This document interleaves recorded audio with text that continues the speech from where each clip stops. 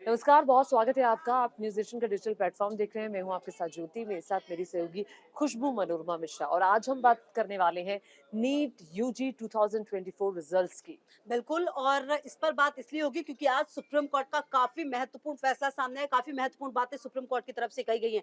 देखिए, सबसे पहले तो आप ये समझिए कि ये जो पूरा एग्जाम हुआ, शुरुआत से लेकर अंत तक, शुरू उसके बाद की पूरी प्रक्रिया और अब जब रिजल्ट आया है, विवादों में रहा है ज्योति, और कई सारे सवाल इस एग्जाम ने छोड़े हैं। ना सिर्फ इस एग्जाम के लिए बल्कि पिछले समय में भी जो एग्जाम देश में हुए हैं, जो कि कभी होते ही नहीं, परिणाम आते हैं वो सही नहीं होते, और ऐसे में लाखों करोड़ों बच्चों का भविष्य अधर पर लटका है। और एक बार फिर से इस एग्जाम ने ये साबित किया है। देखिए एग्जाम में कहीं पर दाखिला लेना हो उसके लिए एग्जाम हो या फिर नौकरियों के लिए कोई परीक्षा हो तो लगातार अलग अलग राज्यों से इस तरह की खबरों ने बहुत ज्यादा परेशान किया है। उस पर हम बाद में आएंगे, लेकिन आज का अपडेट हम आपको बता दें। सुप्रीम कोर्ट में सुनवाई हुई।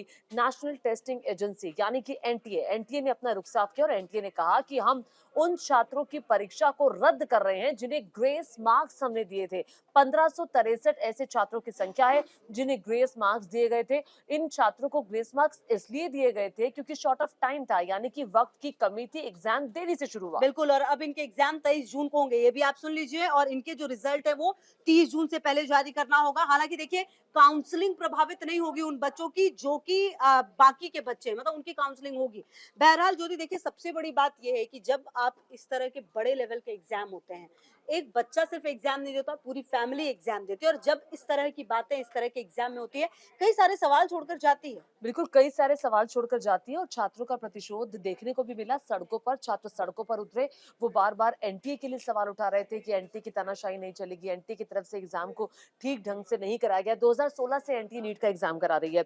ये नेशनल टेस्टिंग एजेंसी होती है। अब देखिए नीट क्या होता है, अच्छा, जो देखिए जो ज्योति, छात्र धर्मेंद्र प्रधान का बड़ा बयान ये आ रहा है कि सुप्रीम कोर्ट में सरकार अपना पक्ष रखी, अगर कोई दोषी है तो सजा मिलेगा। साथ ही वो ये भी कह रहे हैं नीट में कोई धांधली नहीं हुई है, नीट में सब कुछ बिल्कुल क्लियर हुआ है। बहुत सारे धर्मेंद्र छात्रों प्रधान। का आरोप हाँ। ये है कि 1563 छात्रों को जो ग्रेस मार्क्स दिए गए हैं, ये सिर्फ 1563 की संख्या नहीं हम्म। है, ये संख्या और भी ज्यादा है। और भी ज्यादा छात्र ऐसे हैं जिन्हें ग्रेस मार्क्स दिए गए हैं। छात्रों का ये भी आरोप है, जो वो खुले तौर पर लगा रहे हैं, कि देखिए हमारे भविष्य के साथ खिलवाड़ हो रहा है। और ये नीट जो है, जो एनटीए है, वो दरअसल पीछे के रास्ते से कुछ छात्रों के एंट्री कराना चाहता है, इसीलिए ये ग्रेस मार्क्स दिए गए हैं। देखिए एक सेंटर का जिक्र बार बार हो रहा हम्म। है जहाँ पे 67 छात्रों को 720 में से 720 मार्क्स दिए गए हैं। बिल्कुल। टोटल जो नीट की परीक्षा होती है 720 नंबरों की होती है और एक सेंटर ऐसा, और छात्रों ने ये भी कहा कि एक स्पेशल सेंटर ऐसा है जहां पर 720 में से 720 मार्क्स है जो आए हैं, और जो कि स्ट्रेटेजिकली, हम्म। ध्यान से सुनिएगा,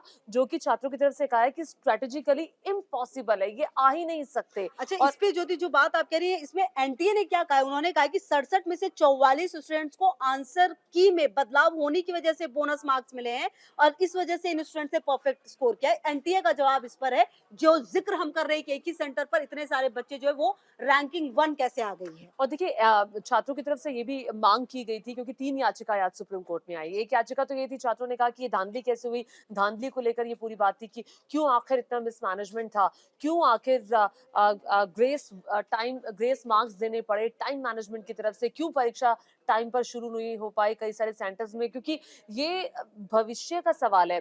अब चूंकि यहाँ पर जो मार्क्स आएंगे, इन मार्क्स के आधार पर छात्रों को आगे एडमिशन मिलेगा, मेडिकल कॉलेजेस में एडमिशन मिलेगा। देखिए ये जो नीट की परीक्षा होती है, ये मेडिकल की एक किस्म से परीक्षा होती है। नर्सिंग में जिसको एडमिशन लेना है, जिसको आगे एमबीबीएस करना है, जो आयुष से जुड़े हुए लोग हैं, तो उनको नीट की परीक्षा देना मैंडेटरी होता है। उसी के आधार पर आपका आगे कॉलेजेस में एडमिशन होता है।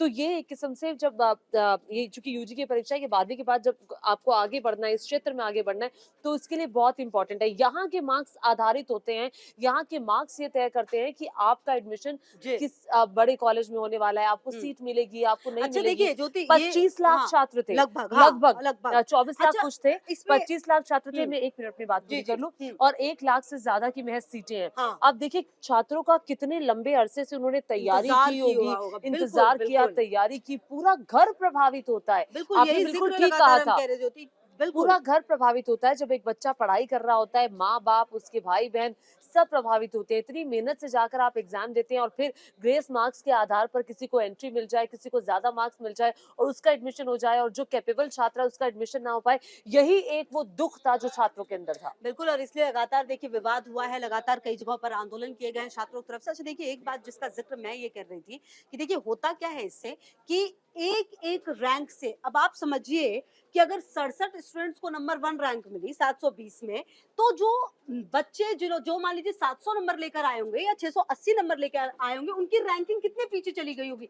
रैंकिंग का असर पड़ता है कॉलेज पे, अगर आपको फिर उस हिसाब का एडमिशन पे। कॉलेज ही नहीं मिलेगा, एडमिशन ही नहीं मिलेगा, वो बच्चे फिर इंतजार करेंगे। देखिए कई बच्चे तो ऐसे होते हैं जो सिर्फ और सिर्फ अपनी रैंकिंग सुधारने के लिए एग्जाम देते हैं ताकि उन्हें बेहतर कॉलेज मिले, वो भी नहीं हो पा रहा है। तो आप समझिए कि जो कहीं ना कहीं सवाल सिस्टम का है, सवाल उन बच्चों का है जो कि देखिए एग्जाम तक ढंग से नहीं दे पा रहे, मतलब एग्जाम दे रहे हैं वो लेकिन रिजल्ट तक ढंग से नहीं आ पा रहा। अच्छा, ये किसी बड़ा और का सवाल है। खामियाजा किसी और को बिल्कुल। भुगतना पड़े।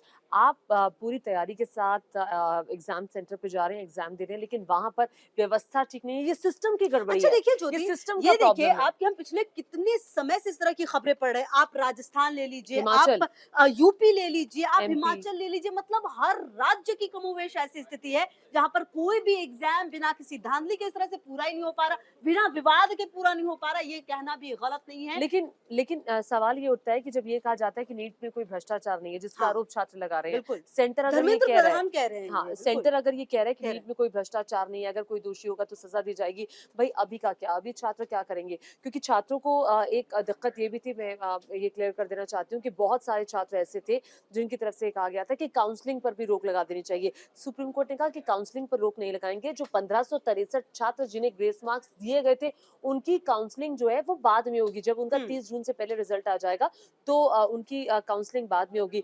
तो शिक्षा मंत्री का एक अहम बयान तो है जी। कि भ्रष्टाचार नहीं हुआ, लेकिन ये एनटीए बताएगा। एनटीए पर दारोमदार था, नेशनल टेस्टिंग एजेंसी पर दारोमदार था कि उनको सही तरीके से बिल्कुल। परीक्षा करानी जिम्मेदारी जिसमें थी। अच्छा अब देखिए, अब एनटीए का ज़िक्र जब हो रहा है तो मैं एक बात आपको ये भी बता दूँ। देखिए एनटीए ने जब ये एग्ज़ाम हुआ 4 तारीख को, तो 5 तारीख को एक प्रेस कॉन्फ्रेंस की हम्म। और उनकी तरफ से ये कहा गया कि एक सेंटर ऐसा है जिसमें कि दिक्कतें हुई हैं, मतलब बच्चे आए गए, उनको थोड़ी प्रॉब्लम हुई, वो ठीक से बैठ नहीं पाए, लेट हुआ। लेकिन बाद में देखिए आप कितने ऐसे सेंटर्स से खबरें आई जो थी, कितने बच्चे ऐसे सामने आए जिन्होंने ये कहा कि हमारा एग्ज़ाम लेट हुआ, हमें आंसर शीट लेट मिली, कई तरह की दिक्कतें हुई। तो अब सवाल इस पर भी उठ रहे हैं कि आखिरकार एनटीए ने ये किस बेस पर प्रेस अच्छा, कॉन्फ्रेंस मैं की? एक जब इस खबर के बारे में पढ़ रही थी तो मैंने एक हरियाणा के कॉलेज के बारे में पढ़ा, जो उस हरियाणा के कॉलेज के जो सर्वे है, उनका कहना था कि हमारे सेंटर पे तो टाइम से शुरू हुआ था। हाँ, बिल्कुल, हमारे बिल्कुल। सेंटर पे टाइम से सब कुछ एग्जाम सही शुरू हुआ था, था, सब कुछ ठीक सही था, था। लेकिन फिर भी हमारे सेंटर का नाम इसके बीच में आ रहा है। कुछ लोगों को, कुछ छात्रों को ग्रेस मार्क्स दिए जा रहे हैं,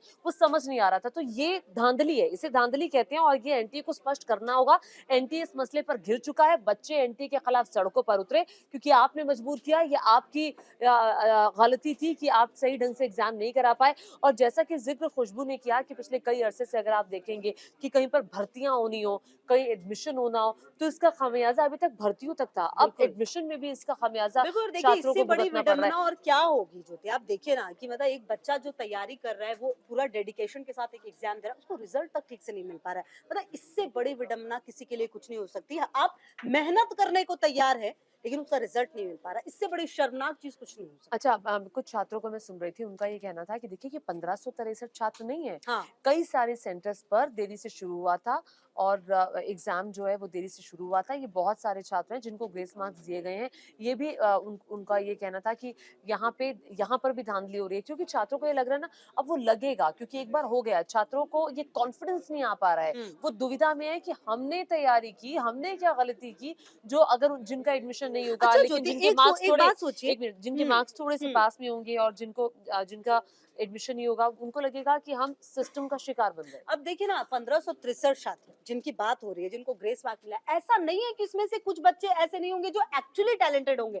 दिक्कत तो फिर उनके साथ भी है ना, आपको दोबारा एग्जाम देना पड़ेगा, आपको दोबारा तैयारी करनी पड़ेगी। ऐसा नहीं है कि ये 1563 छात्र जिन पर फैसला सामने कैपेबल आया है नहीं है। वो सारे के सारे कैपेबल नहीं है। कुछ को जरूर ग्रेस मार्क मिला है, कुछ को जरूर फायदा मिला होगा, लेकिन हर बच्चा ऐसा नहीं है। तो कहीं ना कहीं दिक्कत उन बच्चों को भी है और दिक्कत इन बच्चों को भी है। तो कहीं ना कहीं ये पूरा अच्छा, सिस्टम एक और चीज जो है वो सुप्रीम कोर्ट गिरा ने हुआ। एनटीए ने कही है कि अगर जिन छात्रों को ग्रेस मार्क्स मिले हैं, अगर वो एग्जाम देना नहीं चाहते, तो वो ग्रेस मार्क्स हटा करके जो उनके मार्क्स हुँ, हैं, वही कंसिडर किए जाएंगे। तो ऐसे में छात्र जो हैं वो देंगे एग्जाम। 23 जून को रीटेस्ट का उनके लिए मौका है 30 और से पहले रिजल्ट और देना 30 है। से पहले रिजल्ट की बात आ रही है और 30 से पहले जब रिजल्ट्स आएगा तो तुरंत काउंसलिंग भी शुरू हो जाएगी और जो बाकी छात्र हैं, आप लगभग 24 लाख छात्रों ने ये परीक्षा दी थी और हुँ। पिछले साल 2023 में 20 लाख छात्रों ने परीक्षा दी थी। इस बार छात्रों की संख्या बढ़ी और वहीं पे व्यवस्था गड़बड़ाई। चरमरा गई है, बिल्कुल। तो चलिए बेहद अब देखना महत्वपूर्ण है, 2 हफ्ते में फिर से इस पूरे मामले पर